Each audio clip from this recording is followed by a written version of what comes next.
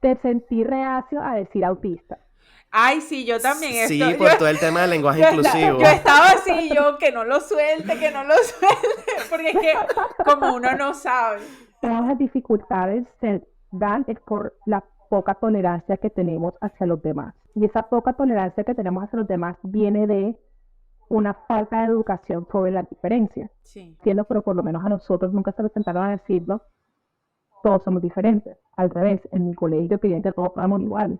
Sí. Entonces, justamente en psicología, Javi, tú sabrás más que todos, en realidad, cómo podemos medir esas variables y esos pensamientos y esas conductas diciendo que en realidad lo que nosotros queremos hacer, si nosotros desde pequeños nos estamos adaptando a lo que la sociedad exige de nosotros. Eso, claro. Eso es una cachetada, o sea, para todos los psicólogos, es verdad.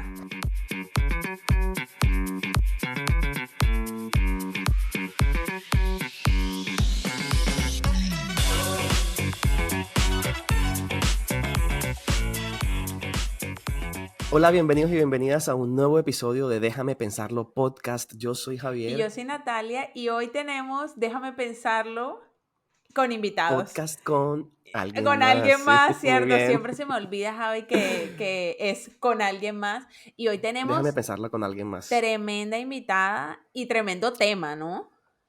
Además, porque hoy, 2 de abril, estamos conmemorando el Día Mundial de la Concienciación por el Autismo y por supuesto que vamos a hablar sobre este tema tan controversial. Vamos a hablar un poco también sobre ese concepto más grande, más englobante, que son las neurodivergencias o la neurodiversidad. Y pues tenemos el momento de presentar a nuestra invitada, mi colega, mi amiga, mi compañera de semestre, de carrera, Mariana Gloria. Bienvenida. Aplausos. Hola, hola Nati, ¿cómo están? Muy bien, Mari. Emocionados de tenerte aquí. Como le decía Javi, estoy súper contenta de que puedas acompañarnos en este tema en particular porque siento que es un tema, bueno, tú lo sabrás más que nosotros. Y bueno, para los que no te conocen en nuestra red, en nuestro podcast, preséntate, cuéntanos un poquito de ti, de tu experiencia. Adelante. Bueno, mi nombre es Mariana Gloria. Gloria es el apellido, siempre lo confunde. La gente piensa que yo me presento con los dos nombres siempre y es como no, que Gloria es el apellido. Entonces siempre hago como una aclaración. Pues nada, soy psicóloga, estudié con Javi, nos grabamos juntos, desde tu estamos juntos.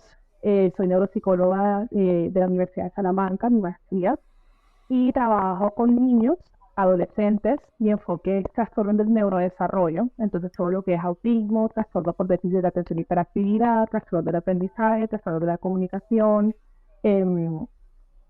como cosas cognitivas que tienen que ver ya con el desarrollo del niño desde el momento que nace o a partir de los 2-3 añitos, que no son adquiridas, es decir, que son ya de nacimiento. Vale. Interesantísimo, Mario.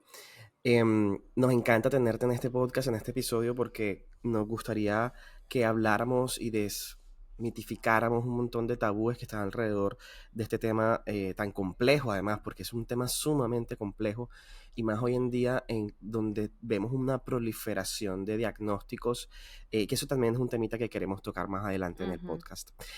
Antes de meternos en materia, no quiero que se me olviden las tareas de este podcast, como siempre, que es compártanos en redes sociales, compartan nuestro contenido, síganos en nuestras redes @déjame pensarlo podcast. Estamos en Instagram, en TikTok, en YouTube, en Spotify, en todas las plataformas de podcast. Y por supuesto, pues que también de una vamos a presentar las redes de Mariana. La red, por aquí va a aparecer una nada más. la red en Instagram. Sí, Mariana Gloria, sí, Natalia Quiroz M y @javierclever.ed. Claro que sí, para quienes les interese en el tema, que además Mari tiene su consultorio privado en la ciudad de Barranquilla. Entonces, si te interesa este tema, quédate en el episodio, escucha lo que ella tiene por decir y luego contáctala. Así es. Bueno, amiga, comencemos. ¿Qué tal si das tú esa primera pregunta de nuestro temario del día? Vale, perfecto. Bueno, primero era un poco conocer la experiencia de Mari, creo que nos los acaba de dar bastante resumido y súper puntual. Entonces ya vamos a entrar en materia y es... Y yo, incluso yo quiero saber la respuesta de esta pregunta, o sea, es genuina. Mari, ¿a qué nos referimos exactamente cuando estamos hablando de neurodivergencias? Porque ese creo que es el el término que se está como usando ahora más en redes sociales y que la gente más estaba utilizando? Vale. Son en realidad 3 términos los que tenemos que tener en cuenta. Ujú, Neurodiversidad, neurotípico o neuroatípico ujú, y neurodivergencia. ok. Entonces, el primero, que es como el que engloba todo, es neurodiversidad.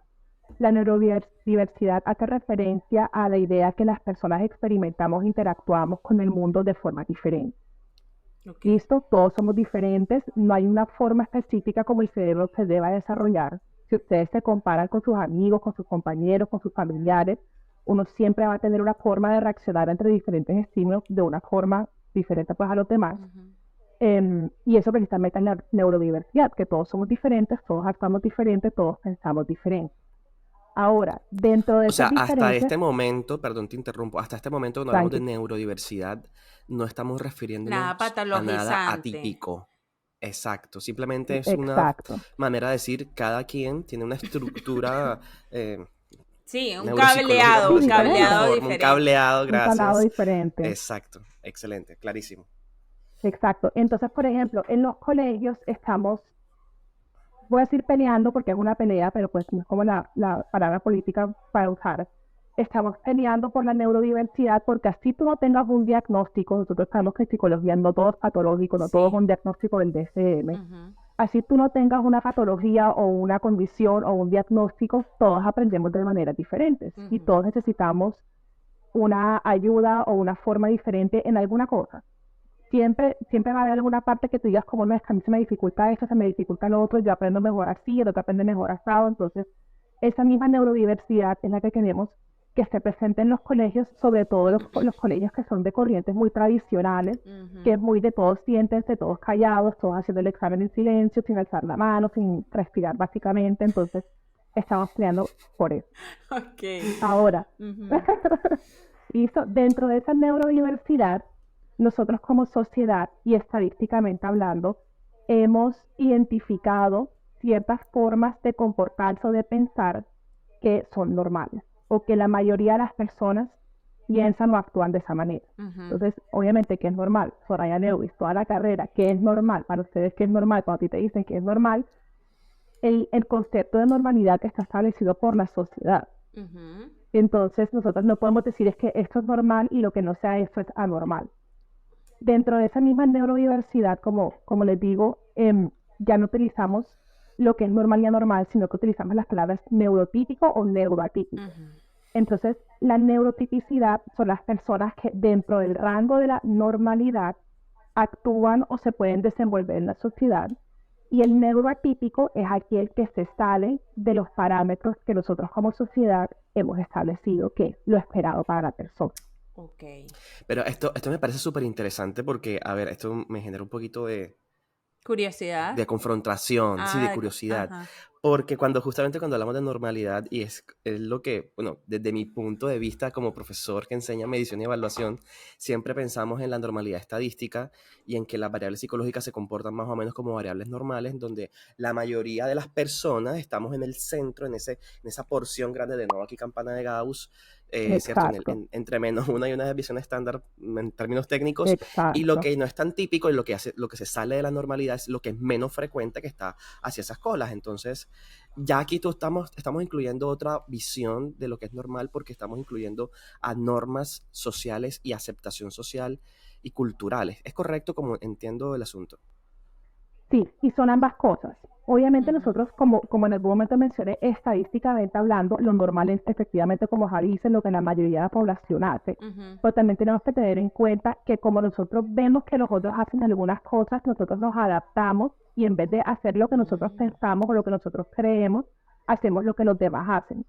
Entonces, justamente en psicología, Javi, tú sabrás más que todos, en realidad, ¿cómo podemos medir esas variables y esos pensamientos y esas conductas diciendo que en realidad es lo que nosotros queremos hacer si nosotros desde pequeños nos estamos adaptando a lo que la sociedad exige de nosotros? Eso, Claro. eso es una cachetada, o sea, para todos los psicólogos, es verdad. Sí, En verdad, sí, quedé, wow.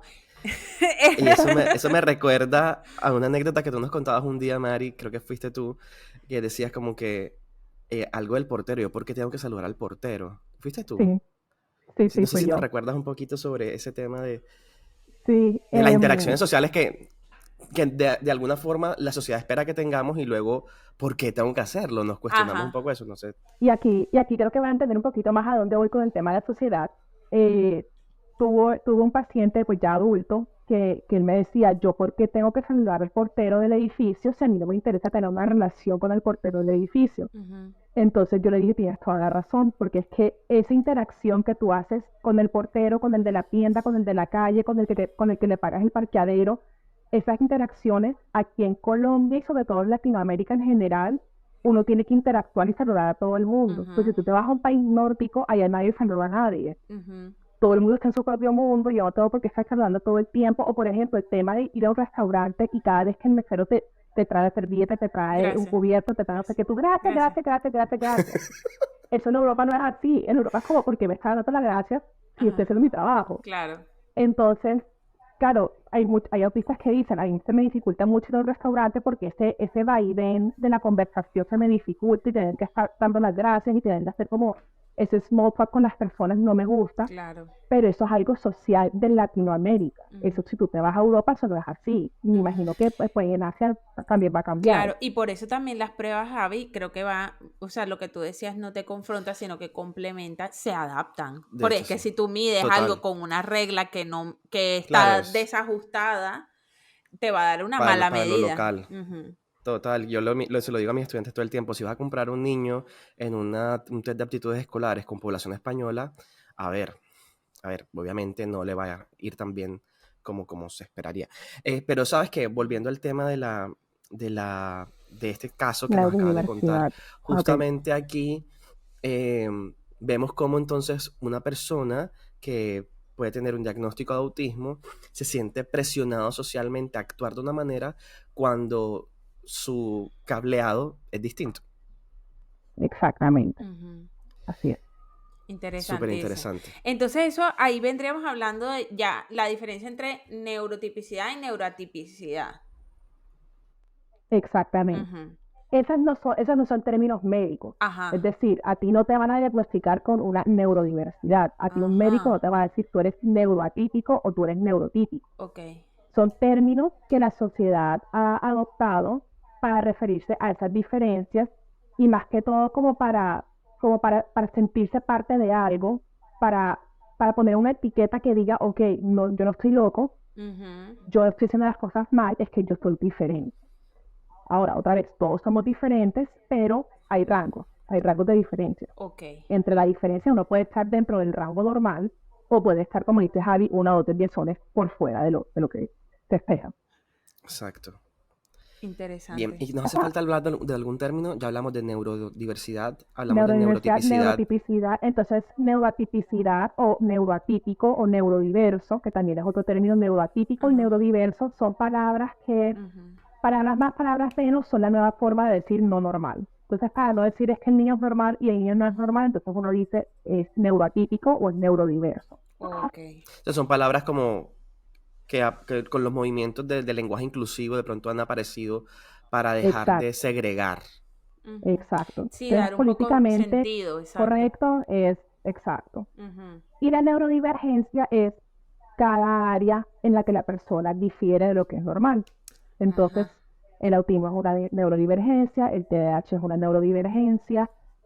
La palabra neurodiversidad nació con la comunidad autista y poco a poco han ido incluyendo a más comunidades. Entonces comenzó con autismo, se expandió a TDAH, después a todos los trastornos del neurodesarrollo. Ahora mismo, pues, obviamente depende, como les digo, no es un término médico, entonces no tiene una definición específica. Ujú. Ahora mismo, neuroatípico es cualquier diagnóstico en DSM. Claro. Bipolar, TOC, depresión, ansiedad, cualquier síndrome, síndrome de Down, síndrome de Rett, síndrome de Tourette, cualquier cosa, cualquier diagnóstico que reciba un médico puede ser considerado como una neurodiversidad o una neurodivergencia más bien. Claro, porque difiere, Interesante. exacto, difiere de esa normalidad. Por eso nosotros estábamos confundidos, Javier. Nosotros decíamos que Ujú. autismo de neurodivergencia, y mira, por eso es importante traer gente Como que dice sepa. nuestra profesora Fabiola, el que Para la sabe, sabe. El investigación. que sabe, sabe, total.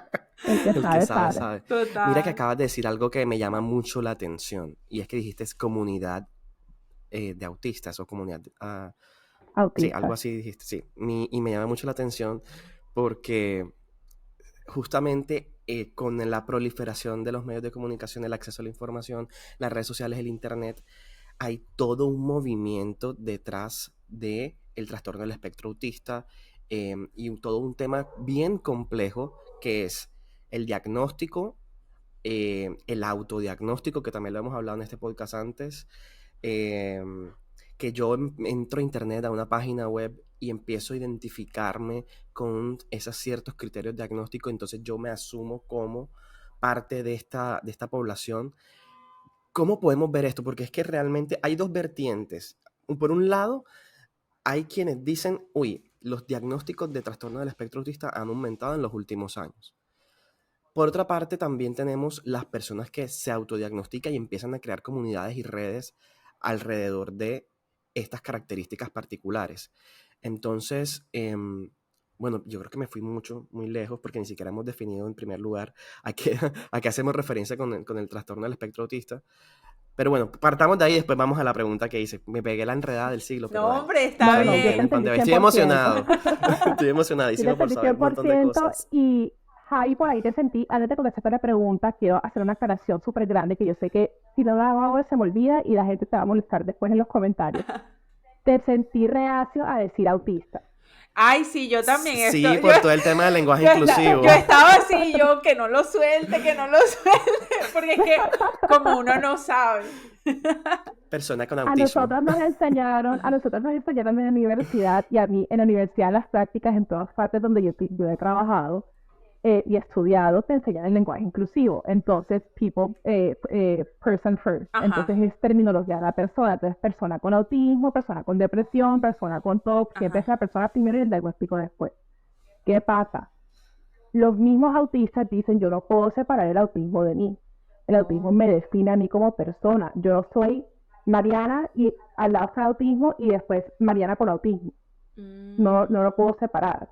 Y es algo que muchas personas dentro de la comunidad, y digo muchas, pero en realidad es la mayoría, tienen como esta queja con la comunidad médica que hacen las investigaciones con 2 personas nada más. Después ustedes ven las investigaciones como los papers, son como con 10 personas, con 15 personas. No es una población que en realidad represente. Y los mismos médicos dicen, no, hay que decir es persona con autismo, pero ellos mismos dicen, hey, yo no puedo separar eso. Y hay un hashtag que ustedes buscan en Instagram, en TikTok, en todas partes, que se llama Actually Autistic, que son creadores de contenido que son autistas, y ellos mismos dicen, yo prefiero que me digan autista a persona con autismo, porque yo no puedo separar. Y ellos mismos se refieren a sí mismos y dicen, yo soy autista. Ellos no dicen, yo tengo autismo, sino yo soy autista, porque cómo separan una cosa de la otra. Yo, por ejemplo, con la depresión, tú puedes separar a la persona de la depresión. Hay casos en los que no, pero por lo general tú puedes separar tu diagnóstico de tu personalidad. Pero ellos dicen, pues yo no sé porque no soy autista, pero ellos mismos dicen, no puedo hacer esa división. Claro, yo me imagino Es que todo es como un movimiento de atraviesa. autodeterminación. Claro, y como atraviesa tantas áreas de ti, te empiezas a identificar. Exacto. Claro, me gusta. No, a mí eso me parece súper interesante, porque es como reclamar, es como la propia comunidad reclama algo que es suyo. Empoderarse. Es como el uso de la Exactamente, y palabra asumirse. queer, como el uso de la palabra queer. Exacto, Exacto. Ok. muy bien. Y Entonces ahora sí, también entonces, para cerrar ahí también, no sé si a ustedes les pasó, pero yo creciendo escuché mucho la palabra autista como un insulto. Claro. Es que algo tú eres despectivo. autista, es que tú haces no sé qué, y yo creo que ahí fue a nosotros nos empezamos a decir, esa palabra no se puede usar, y entonces empezamos con la terminología de la persona, pero no, pues aquí terminología de la identidad está aprobado por Vale. ellas mismas. Mari, uno de los motivos por los cuales yo le dije a Nati que quería que te invitáramos al podcast es porque yo sé que tú en tu desarrollo profesional has tenido como cierto interés particular en el autismo. Entonces, sé que estuviste incluso en una pasantía o en algo particularmente en Seattle. Y también cuéntanos un poco como ese interés, de dónde surge y a qué nos referimos cuando hablamos del trastorno del espectro autista. Sí. Listo. Mi interés surge es que no sé si 100% honesta, porque siento que no fue toda la razón por la cual yo me fui por el autismo, pero yo tengo un hermano menor, y yo soy 11 años mayor que ella, que él, perdón, y él es autista. Entonces, la verdad es que mi primera conexión o como mi primer acercamiento con el autismo fue mi hermano.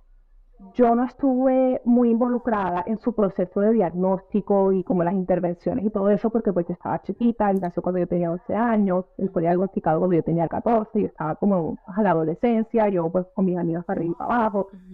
Em, y, y no les puedo decir que es que yo vi cómo fue la intervención de mi hermano y entonces decidirme por ahí, no, porque no fue así, yo no fui muy cercana a eso, pero sí muchas personas en mi vida empezaron a salir como una amiga de mi mamá que también el hijo es autista y entonces yo conozco a Soraya Lewis que pues ella es como pro instructor del aprendizaje, em, la conozco también desde que estudié en el colegio, entonces le escuchaba ella hablar sobre el tema. Yo quería estudiar la psiquiatría, yo quería ser psiquiatra en el colegio, pero el día que en la norte cerraron las inscripciones, el día que ya me tocaba decir, iba a estudiar y en ese momento de mi vida estaba pasando por un episodio depresivo muy fuerte y dije, yo no voy a poder con medicina. Y efectivamente, si me hubiera metido en medicina, me hubiera salido este mes. Toda la vida de meterme en derecho, porque en mi casa todo el mundo es abogado. Yo sé que yo me está pensando que si yo fuera con medicina, se iba a poner con derecho. Pero hice semestre y medio. A la mitad del segundo semestre dije definitivamente, esto no es lo mío. Esto no es lo mío, yo quiero tener un centro de aprendizaje donde los niños se vayan después del colegio a hacer todas sus terapias. Ahora grande, yo sé que son una IPS, o sea, yo quería tener una IPS, yo en ese momento no sabía que son una IPS, pero decía, no, yo quiero tener un centro integral donde los niños vayan en la tarde y hagan todas sus tareas, hagan fono, hagan TO, hagan psico, hagan de todo, o sea, hay que hacer de todo, pero una vaina bien armada. Porque también uno escucha que no, que es que llevan 3 años en terapia y no ha avanzado nada, yo quería, no, yo quiero con profesionales de calidad que yo confíe y estar como encima del tema. Entonces, pues me metí en psicología y en psicología siempre fue el tema del centro, de los trastornos del neurodesarrollo. Yo siempre fui funciones ejecutivas, funciones ejecutivas, autismo. Todos mis papers eran autismo y funciones ejecutivas. O sea, pero seguiste desde primer semestre hasta 10º en la misma área. En la misma, yo nunca me salí, yo siempre dije que yo iba a hacer clínica, yo siempre dije que yo no iba a tener terapia, yo siempre dije, niños con dificultades, siempre, toda la vida. Javi no estaba conmigo en ese grupo porque yo, cuando me matriculé a lo último, y Javi se matriculó al principio, quedamos en grupos separados. Pero yo todas las clases, el acceso de tener 10 años, y yo voy a tener un centro donde los niños van a ir de todo, siempre. ¿Y lo de Seattle qué fue? La de Seattle fueron mis prácticas, entonces yo quería hacer mis prácticas en un centro de autismo. Entonces, como aquí en Colombia en ese momento todavía estábamos bastante atrasados en el tema, yo dije, no, entonces ir a Estados Unidos. Porque en Estados Unidos esta manera la parada con la terapia ABA, además que pues uno leía que la terapia ABA como que lo que más se recomendaba para los niños con autismo.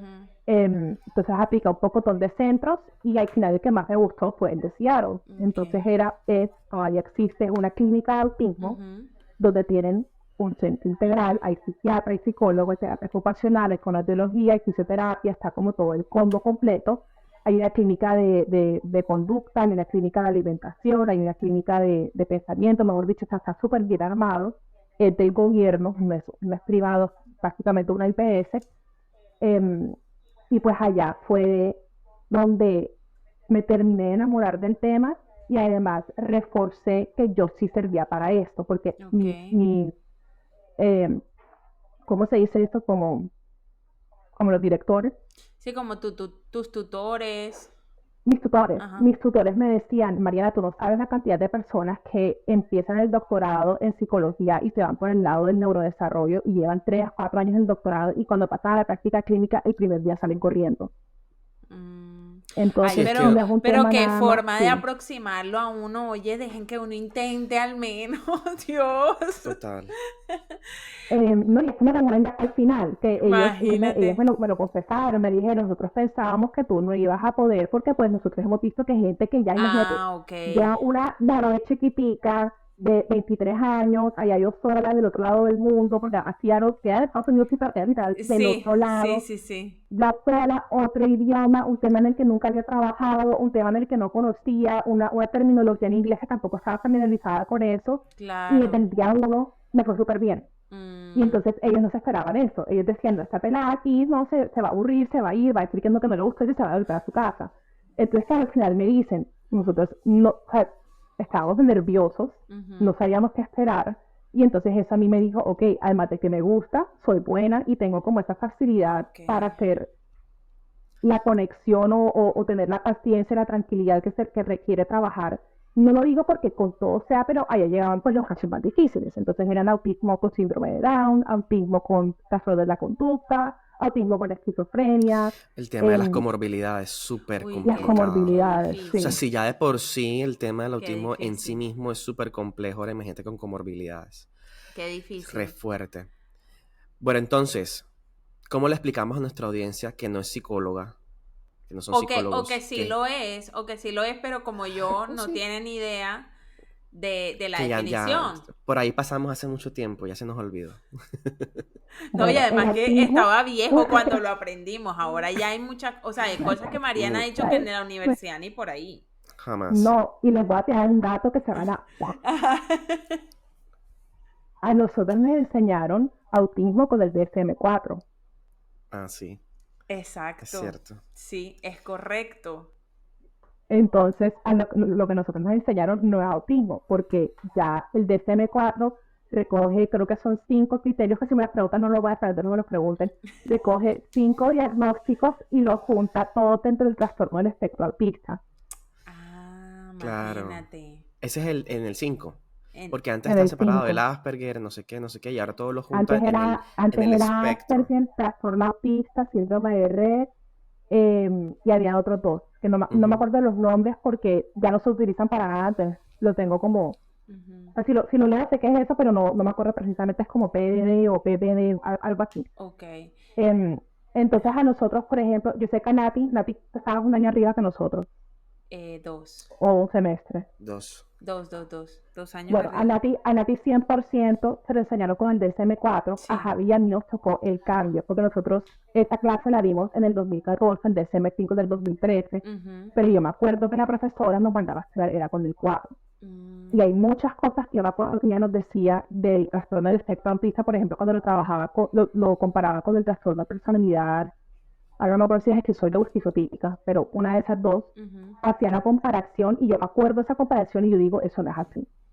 Pero claro, en ese momento apenas estaba saliendo el DSM-5 en español, claro, entonces imagínate los profesores no tenían ni idea, claro, sí, los profesores todavía no tenían ni idea. Y entonces ahora, digamos, ¿cuál es ese centro en el que tú digamos, a donde te recoges? Obviamente el DSM-5, pero hacia una definición, digamos, como... Que nuestros oyentes puedan meterse en el bolsillo y decir, ok, más o menos esto es autismo. El autismo, voy a utilizar el término trastorno del neurodesarrollo. Neurodesarrollo vendría siendo cómo se desarrolla el cerebro, pues neuro es cerebro, en términos simples. Y trastorno es que no se desarrolla como debería desarrollarse. Entonces nos devolvemos a la parte estadística, a la parte social. Entonces, bueno, hay una diferencia en el cerebro. Para el autismo específicamente no sabemos todavía cuál es esa diferencia, no hemos podido identificar, bueno, yo no porque yo no trabajo en eso, pero los investigadores que sí trabajan en esa área no han podido identificar exactamente qué es lo que pasa en el cerebro, que causa dificultades en la interacción social y causa presencia de conductas repetitivas y restrictivas. Entonces tiene una parte que es la comunicación y una parte que es la conducta. Ahora, cuando yo digo comunicación, me refiero más que todo a la interacción con otras personas. Porque hay como una idea falsa que los autistas no hablan, y por eso es que se diagnostica. Entonces, si no hablas autista o entonces que no puedes ser autista porque no hablas, porque hablas, no. Obviamente hay unos que no hablan, pero la mayoría pueden hablar, tienen un lenguaje receptivo y expresivo desarrollado adecuadamente para su nivel de desarrollo, pero comunicar a las otras personas y mantener esas relaciones con otras personas, ahí es donde está la dificultad. Además, entonces, viene acompañado. No, sí, dale. Y además de esa dificultad en la interacción social, viene acompañado de conductas repetitivas como son las estereotipias o dificultades sensoriales, obsesiones, temas muy específicos. Y esta parte conductual no es necesariamente 100%, pues ahora tenemos un poquito más de los diagnósticos, que me imagino que quieren saber cómo, cuál es el diagnóstico, los criterios diagnósticos del DCM, se los explicaré más a profundidad, Ujú. pero sobre todo esta parte conductual va a ser diferente en todas las personas. Ujú. O sea, Claro, el Es por tema en de la parte las que sobre conductas todo. repetitivas, la Ajá, focalización de la atención. Exacto. ok. A mí lo que más me llama la atención con respecto a este tema es lo que decía antes y es la pregunta que quiero volver a rescatar de ese primer momento, y es porque cómo las personas con estas características llegan a ese autodiagnóstico que me parece súper fuerte. Es válido el autodiagnóstico. El otro día compartíamos en las redes sociales de Déjame Pensarlo justamente a una persona que decía, es que yo no necesito un psiquiatra que me venga a decir qué es lo que yo tengo porque es que ya lo leí en internet. O Cuando que no me a mí venga a me decir cómo resulta me muy, siento, porque o yo cómo sé me cómo me siento, siento. exacto, entonces me resulta muy, muy, muy complejo porque hay una delimitación clara en los manuales diagnósticos como el DSM sobre lo que es, incluso tú me corregirás, pero también hay unos niveles de funcionalidad o de gravedad del trastorno. Entonces, ¿hasta dónde una persona puede tener síntomas, como lo hemos visto, como lo aprendimos, ¿no? Síntomas de, y cuando sí reúne todas las características para decir, hey, aquí ya hay algo que no está funcionando bien, entonces por eso llamamos trastorno y tiene que tener un curso de intervención Ujú. o un acompañamiento dependiendo de la gravedad. Aquí les contesto con un comentario que les hice en Instagram a ustedes cuando hablaron en uno de sus primeros episodios, hablaron sobre el tema del autodiagnóstico. Ujú. Y es el tema de que en TikTok y en Instagram, pues todos estos videos, las personas ponen son características más no criterios diagnósticos de la condición. Ujú. Entonces, pasa mucho que yo digo, ay, yo hago eso, yo hago eso, yo hago eso, yo hago eso, pero trabaja el DSM y eso no es un criterio diagnóstico, sino que es una característica que muchas personas pueden tener, sí, pero no es considerado algo que sea como un checklist, como el diagnóstico. Ok. Entonces, primero eso. Segundo, ustedes me preguntan a mí, Mariana Gloria, psicóloga, neuropsicóloga, egresada de la Universidad del Norte y Universidad de Salamanca, que además son netamente, por no decir 100%, pero la mayoría es investigación y tener en cuenta pues la parte científica de la Ujú. profesión.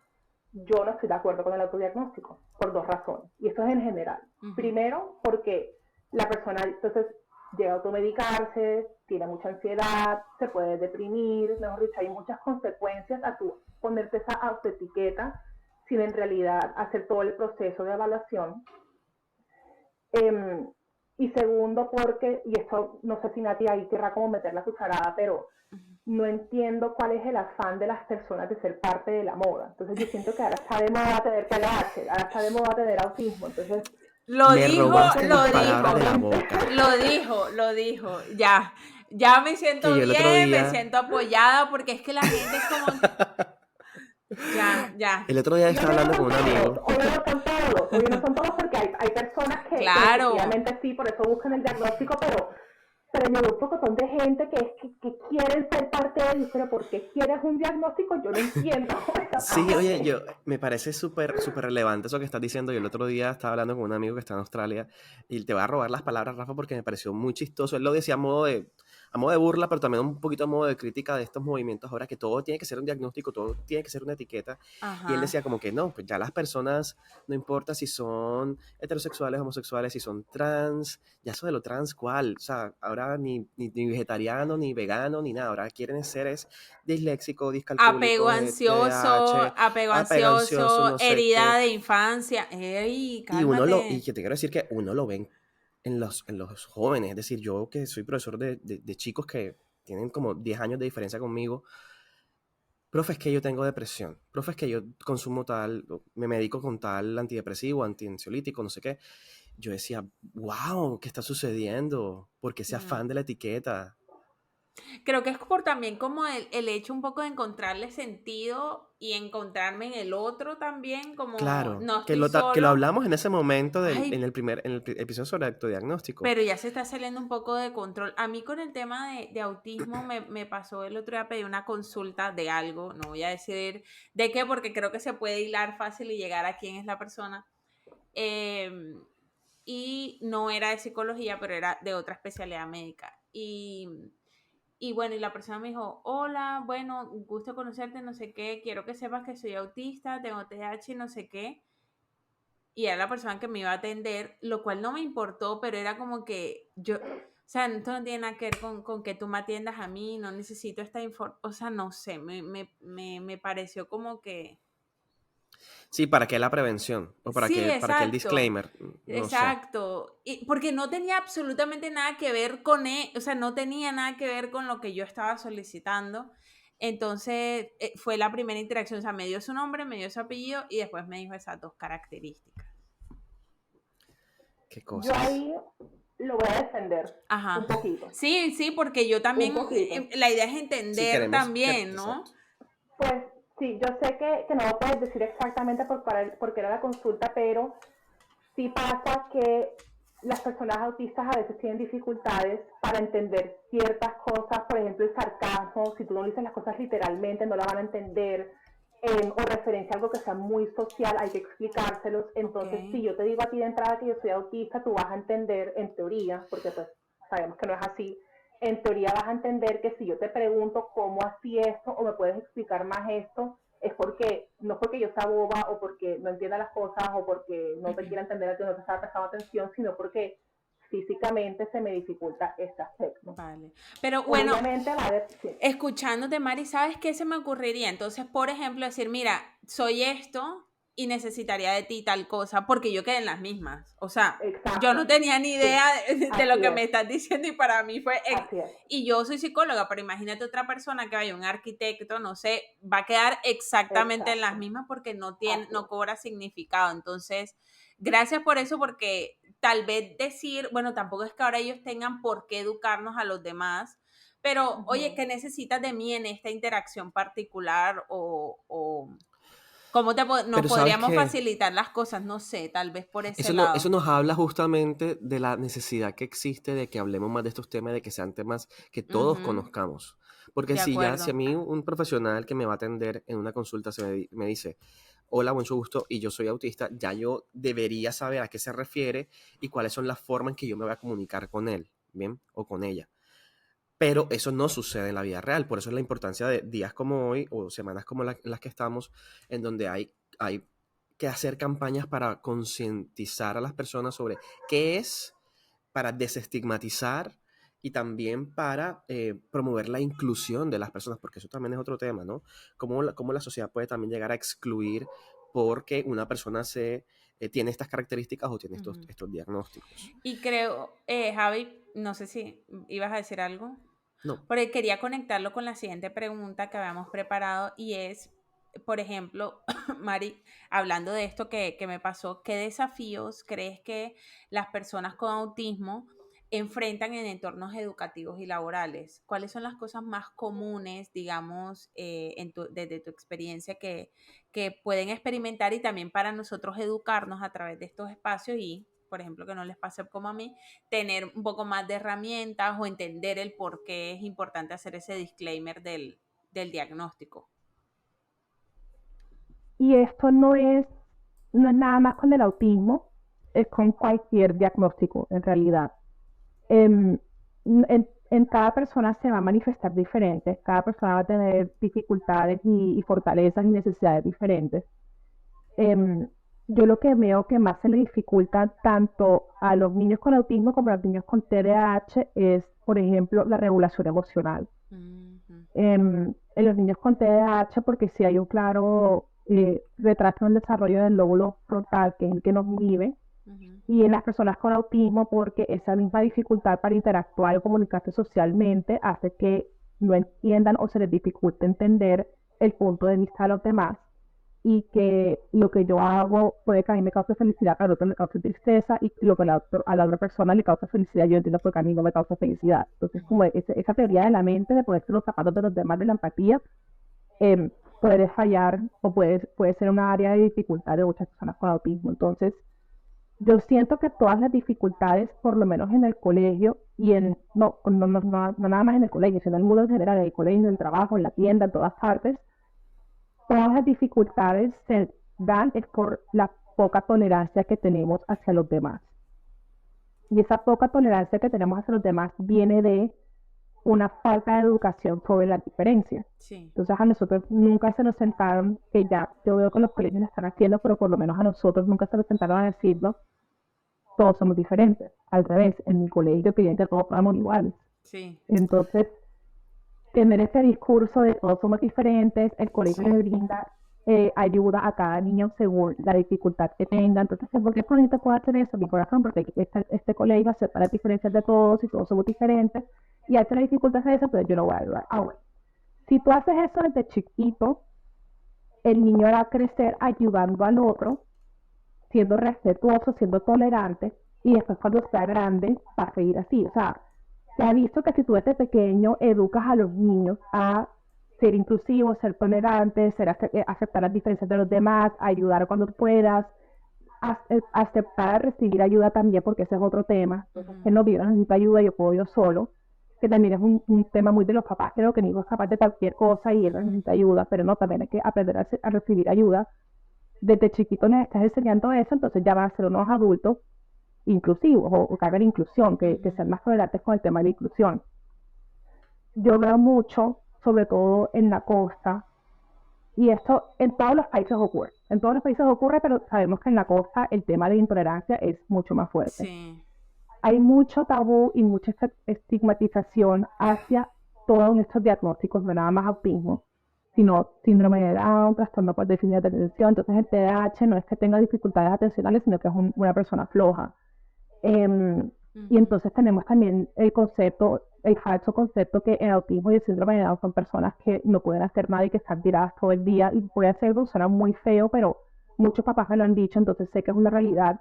Piensan que una discapacidad intelectual es un niño que está todo el día en la cama vagueando, porque no se pueden parar de la cama. Entonces, claro, como esa idea de Hollywood, esa idea que Hollywood nos ha vendido, que el retraso mental, que ya no, el diagnóstico ya no es retraso mental, ahora es discapacidad intelectual, es el niño que literalmente no puede hacer nada. Esa es la idea que la gente tiene sobre este concepto. Entonces hay mucho tabú, hay mucho que es que ellos no pueden hacer esto, no pueden hacer lo otro, no pueden saludar, no pueden hacer amigos, y todo eso se resume en la falta de educación que tenemos hacia claro. las diferencias. Y me imagino, Y esa Mari, que expectativa que seamos todos iguales. un papá sin estas herramientas, que le lancen un diagnóstico, que tenga las sospechas del diagnóstico primero, le generará, yo me imagino acá como que mucha negación al principio de esto no es, mi hijo no es este, tal, y después ese miércoles, bueno, ya me tocó aceptar este ¿Y ahora qué diagnóstico y hago? ahora qué hago, sí.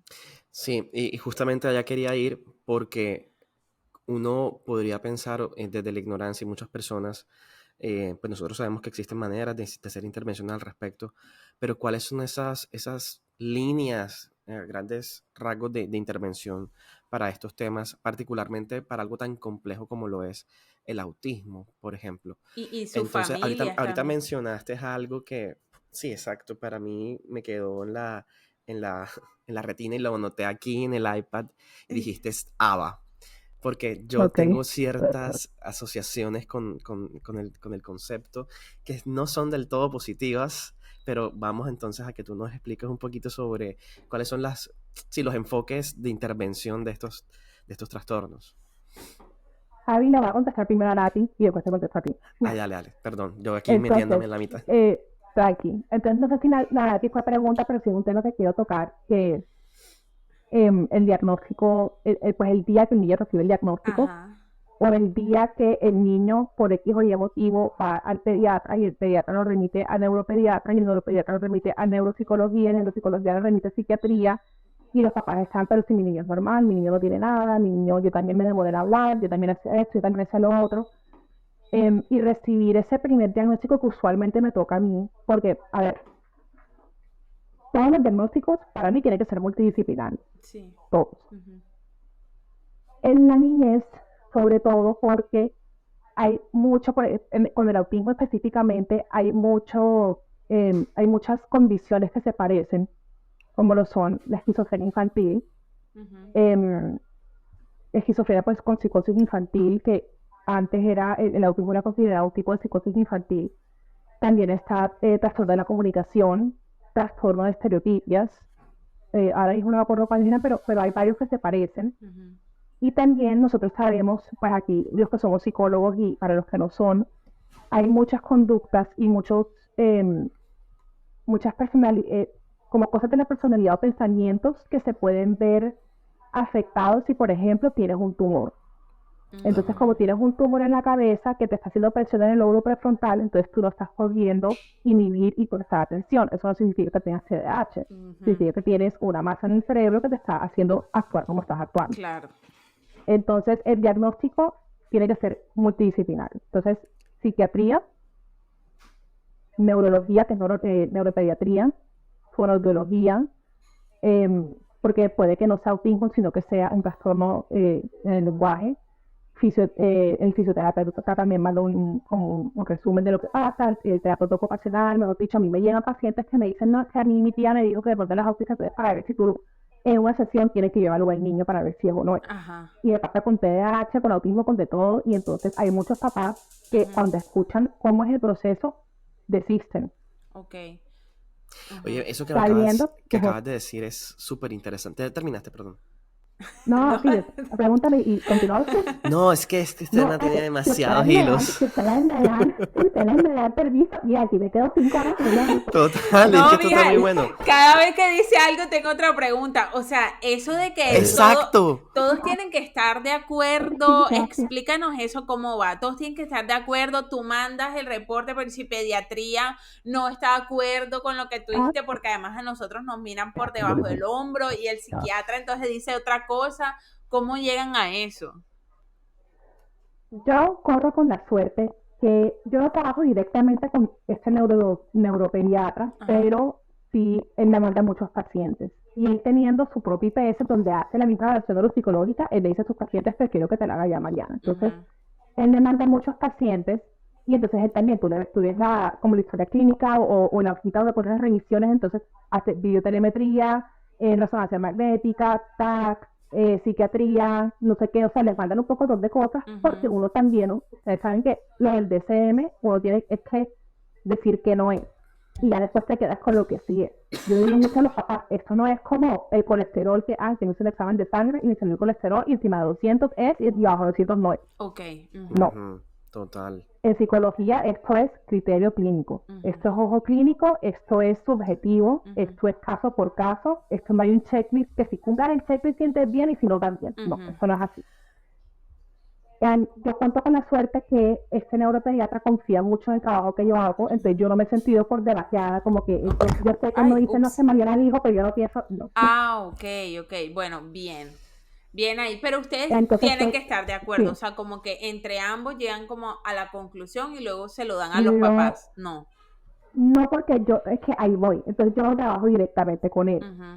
Yo trabajo yo independiente, yo traté de meterme en la preparada, pero ustedes lo saben, o sea, uno llama, es como que te estoy trayendo más trabajo a la preparada, pero no me quieres dar la autorización, o sea, ustedes no saben lo que ha sido, yo traté de conseguir que me metan en alguna cosa de preparada, esto sería imposible, entonces ya dije como que no, me quedo yo antes, me quedo yo independiente.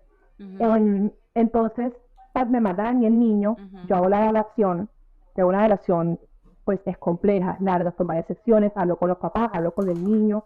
El autismo sobre todo se diagnostica más que todo es con entrevista y por historia y no tanto por observación. Porque si el niño está chiquito, el niño tiene 2, 3, 4 años, yo por observación sí puedo sacar muchas cosas, pero ya cuando el niño entra al colegio, tiene 5, 6, 7 años y los adolescentes sobre todo, ya aprendieron a adaptarse y hacen masking. Eso entonces, lo he escuchado, sí. Hacen el famoso masking y lo que yo estoy viendo no es lo que en realidad ellos me quieren mostrar. Que es como una actuación para encajar. Sí. Es una actuación para encajar. Que al final del día nosotros todos hacemos masking. Ustedes se dan cuenta que dependiendo del contexto en el que ustedes estén, ustedes van a actuar diferentes. Pues con la familia actúa de una forma, con los amigos del colegio otra. Claro. Pero siempre hay como una base que siempre es la misma. En el autismo se da mucho que para yo encajar, para que me acepten, para verme normal, yo voy a ponerme una máscara y esta es como la queja más grande, o una de las quejas más grandes que ellos tienen porque dice, no sé cómo quitarme la máscara y empieza a dar burnout.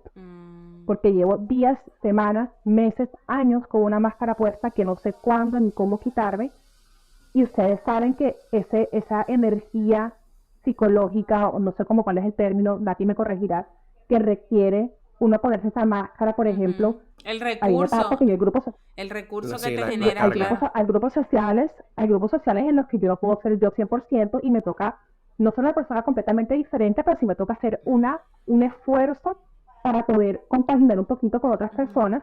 Y entonces ya llega un momento que yo digo, bueno, ya me cansé, yo digo todo el tiempo, ya se me acabó mi batería social, ya me voy para mi casa, me duermo, Claro. recargo y despierto otra vez. Claro.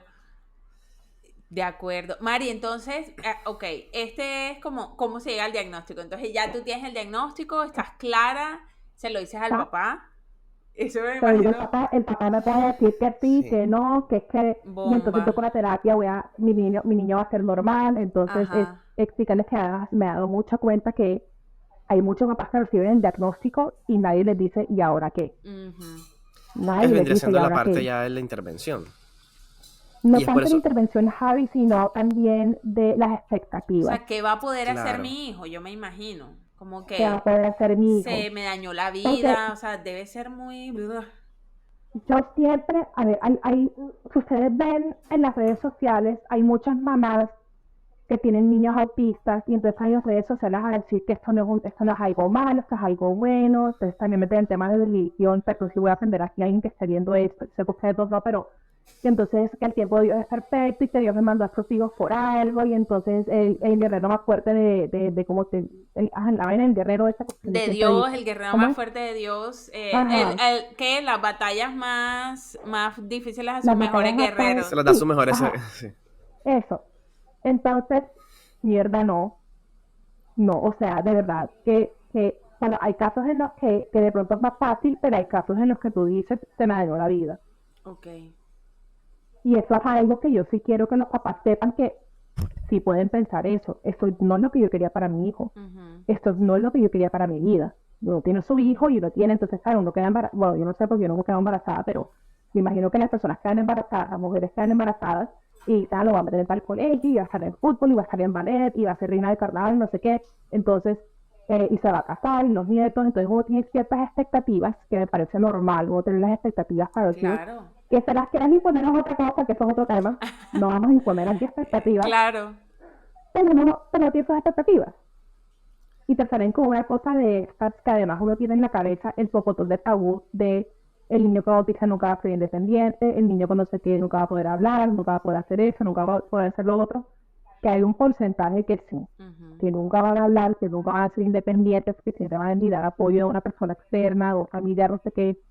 Eso cuando están chiquitos, como a los 3, 4 años, que es cuando generalmente reciben el diagnóstico, eso no se puede saber en ese momento. Ok. Ahí viene el tema de la intervención. La intervención no lo es todo. Tú puedes hacer la intervención, pero si tú haces genética o tú haces el cerebro, no da para aprender más allá la intervención. Tú no puedes hacer la intervención que tú quieras, que el niño va a avanzar, sí, pero Con no va a unas dar acciones, no limitaciones. va a ser independiente. Ok. Exacto. Ajá.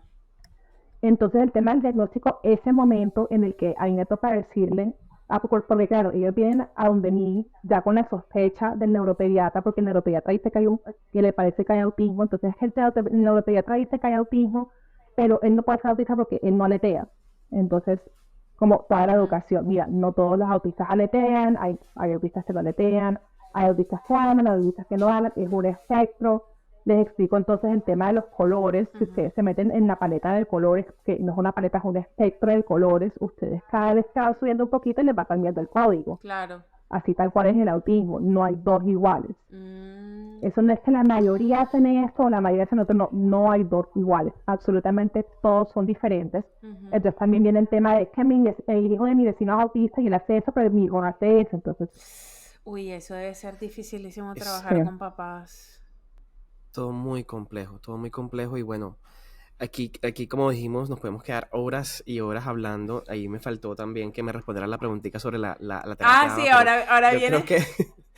creo que eso es Ahora rapidito, sí, dale, porque es Ahora que viene lo de la terapia, que yo creo pero que ya eso es que es eso una súper curiosidad importante. personal. No, pero yo creo que eso es importante porque si un papá nos está escuchando y está en esa fase de no, mi hijo no, saber que, ok, de pronto, como dice Mariana, es válido que tú pienses que puede llegar a que de verdad no se desarrolle en ningún área, pero sí hay algunas cosas que hacer. Entonces ahí en la intervención es importante. Dale.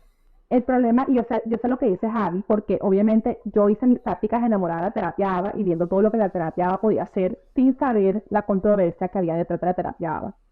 La controversia detrás de la terapia ABA es que es una terapia de modificación conductual y a los niños que han recibido terapia ABA, que ya son adultos y que ya pueden decir, oye, a mí esta vaina no me gustó, lo que dicen es que a ellos los cambiaron cuando los aceptaron como eran. Entonces les quitaron el aleteo, les quitaron la ecolalia, les quitaron el lenguaje memorístico, les quitaron un poco de cosas para que fueran más funcionales en la sociedad, pero esta idea de ser funcionales en la sociedad no era cómo ayudarte a adaptarte, sino te voy a hacer normal. O sea, te voy a quitar las vainas raras que tú tienes y voy a hacer que tú seas normal. Okay.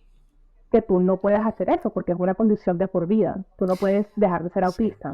Que cuando yo estaba en sexto semestre, yo mis prácticas sociales las hice en un instituto en la ciudad, no diré cuál es, pero yo sí me sorprendí muchísimo de las técnicas conductuales que aplicaban y que me parecieron un poquito fuertes. Pero bueno, también el personal que estaba en ese centro, también, digamos, los chicos, algunos muy agresivos también, el tema de ser más grande y más fuerte, entonces habían maneras de hacer esos famosos bloqueos y que yo quedé un poquito como, yo dije, wow, ¿qué es esto? Qué fuerte. Por eso quería traer un poquito la controversia de la terapia ABA, es análisis conductual aplicado, si no estoy mal, es como la traducción de la conducta, sí. Bueno, sí, la traducción del inglés al español.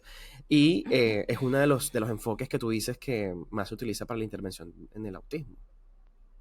Se utilizan y hoy yo la defiendo. Yo no le voy a decir a ningún papá que no haga terapia ABA, porque si tú estás bien entrenado para terapia ABA, tú lo que vas a hacer es que le vas a enseñar habilidades al niño, más no le vas a quitar las cosas raras que tiene. Sí, el tema del castigo.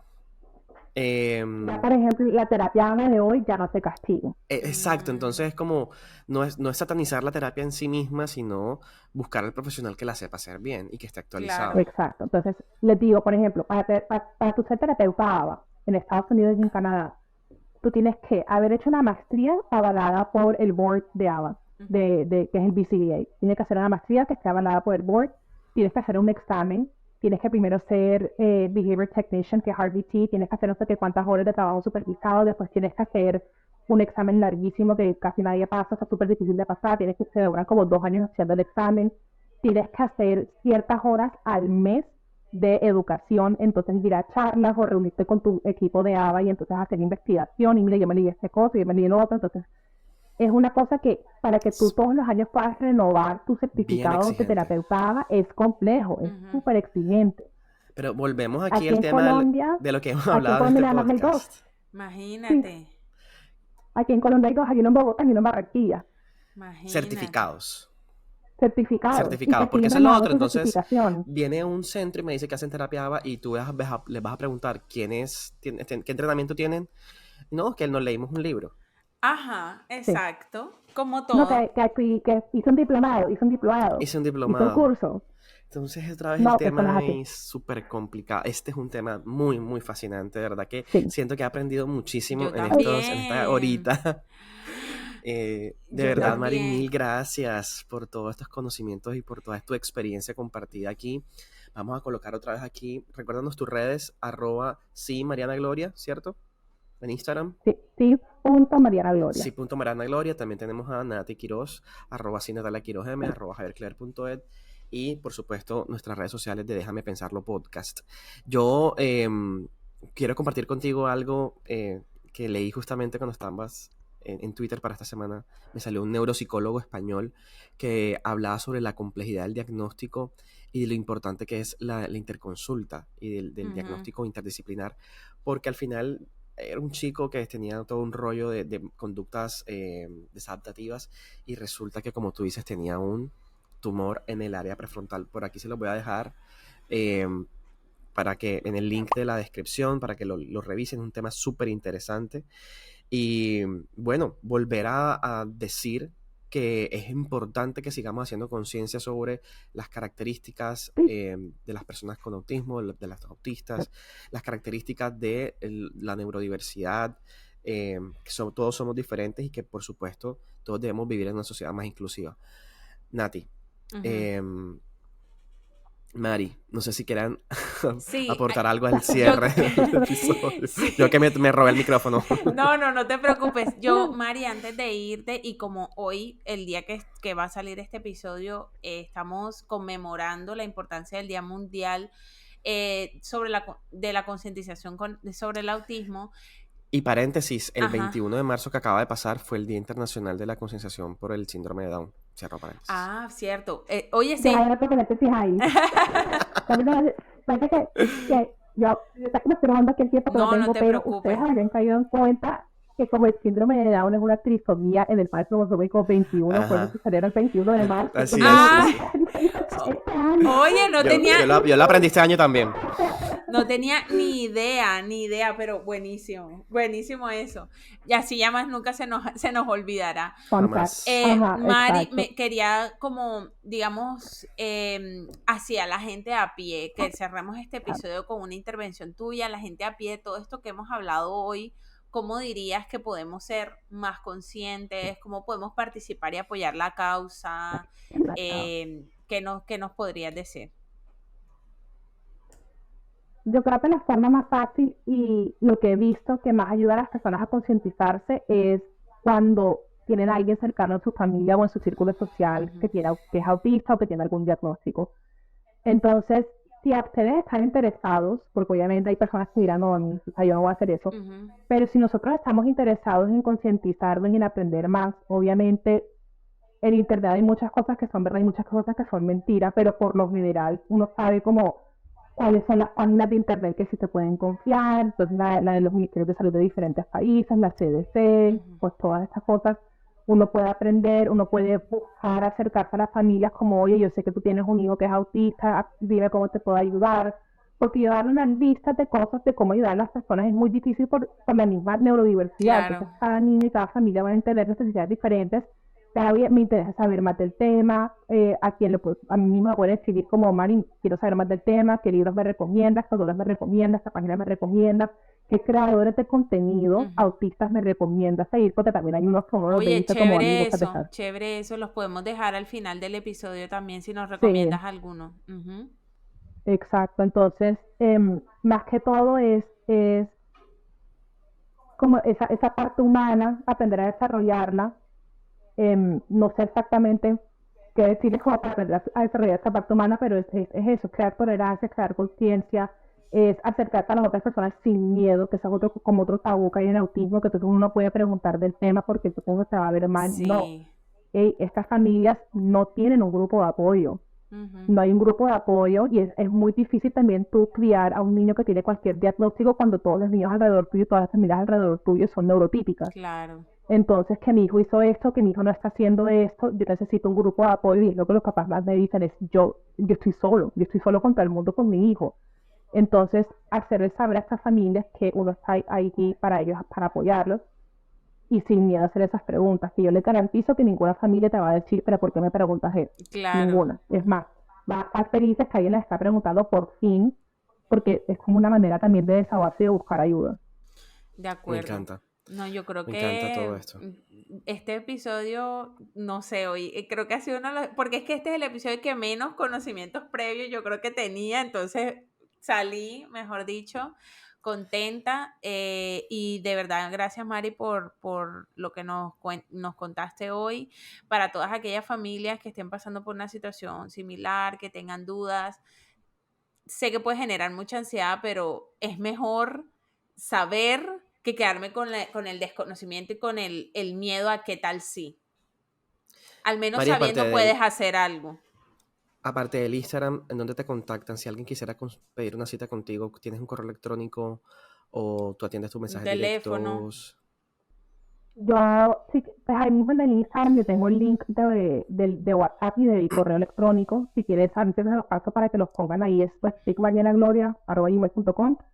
Pero ahí mismo cuando entran a Instagram yo tengo todo habilitado y yo contesto también los mensajes de Instagram. Entonces por ahí Perfecto. no hay problema. Maravilloso. Bueno, hemos llegado al final de Perfecto. este episodio.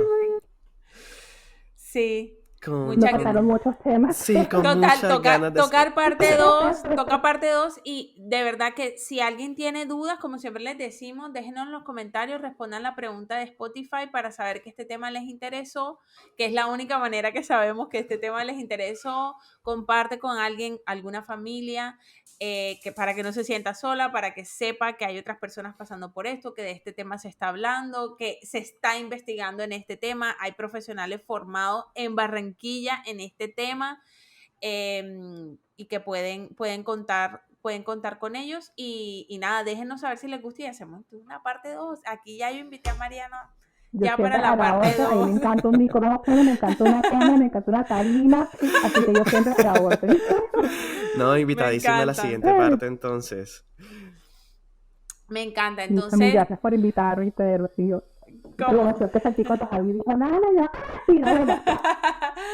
Me encanta, entonces nos vemos en un próximo episodio. Gracias a todos por acompañarnos hasta el final y nos vemos el próximo martes. Chao.